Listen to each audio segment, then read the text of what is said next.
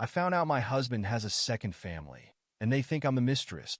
I never thought I'd be the woman in one of those stories. The ones where the husband has a secret second family. But here I am. We've been married for 11 years.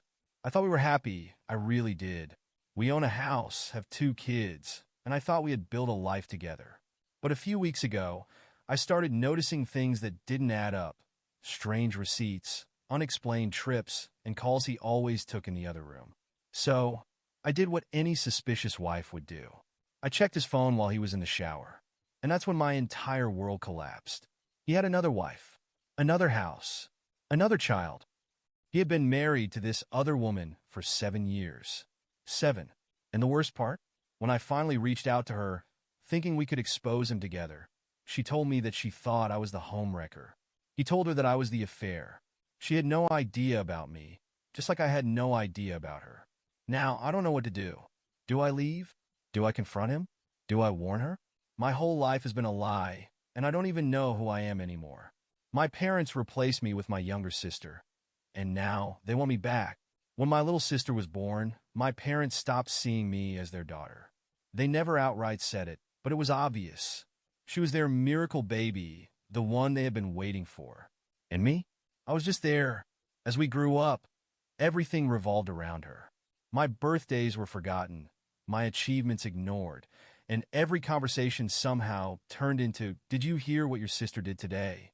By the time I turned 18, I had accepted that I was invisible to them. So I left. I went to college, got a job, built a life without them. I didn't go home for holidays. I didn't call, and they never reached out either. Then, last week, after 7 years of silence, my mother called me. Not to apologize, not because she missed me, but because my sister doesn't want anything to do with them anymore. Apparently, she went no contact with them a year ago. And now, suddenly my parents want me back. They want to reconnect. They want to be a family again. Where was this energy when I was a child begging for their attention? I told them the truth. They made their choice years ago. Now, I'm making mine. My boss humiliated me, so I exposed her affair in front of the entire office. I used to respect my boss. I really did. But that was before she made my life a living hell. She constantly belittled me in front of the team, blamed me for her mistakes, and made me work late while she took credit for my projects. But the worst part? She loved humiliating me publicly. One day, she called me out in a meeting and accused me of not being committed enough because I refused to work overtime on a Saturday. In front of 30 people, she smirked and said, "Maybe if you put in as much effort as you do complaining, you'd actually be good at your job." I had had it. She had no idea that I knew about her secret affair with the CEO. I had seen them sneak around, and I had screenshots, hotel bookings, messages, everything. So, I simply smiled and said, "You're right. Maybe I should put in as much effort as you do sneaking into hotels with Mr. CEO every Friday night." Silence. Complete, horrified silence. Her face turned white. The CEO, who was married, looked like he was about to have a heart attack. 2 weeks later, she was fired. My best friend is trying to steal my fiancée, and I just found out her plan. I always believed that my best friend, Lauren, was like a sister to me. We've been inseparable since high school, and I trusted her with everything, including my upcoming wedding. But last night, I found out the truth. My fiancé left his phone on the counter while he was in the shower. A message popped up from Lauren, and I don't know why, but I looked. It was her, telling him she knows he has feelings for her too, that he doesn't have to go through with the wedding, that they could be happy together. I felt like throwing up. The worst part? He never told me. When I confronted him, he swore he had ignored her, that he loves me, that she was just jealous. But I can't get over the fact that she thought she had a chance, that she had been waiting for this moment, for my wedding, for my happiness, just to try and ruin it. I don't even know if I can trust him anymore. Because if he really shut her down, why didn't he tell me sooner? My wife's best friend told me a secret that changed everything. Posted by you/Shattertrust on her/True off my chest.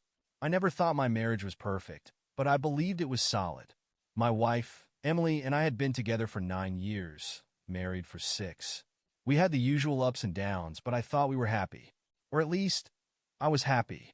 Then, her best friend dropped a bombshell that shattered everything. The confession. It happened last Saturday. I was out grocery shopping when I got a text from Megan, Emily's best friend since college. It was short and direct. I need to talk to you. It's about Emily. It's important. Megan and I had always gotten along well, but we weren't particularly close. For her to reach out to me directly, especially with something urgent, felt strange. I met her at a coffee shop that afternoon. She looked nervous, her hands fidgeting with the cup in front of her. She hesitated before speaking, and when she did, her words hit me like a truck. Emily has been cheating on you for over a year. I felt like the ground had vanished beneath me. The unraveling. Megan said she had kept the secret for months, hoping Emily would stop. But it had gone on too long, and her guilt was eating her alive. It started with some guy from work, she said. Then I think there were others. I don't know all the details, but I know it hasn't stopped.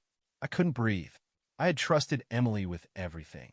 We had built a life together, and now I was sitting across from her best friend, being told that it was all a lie. I asked Megan for proof.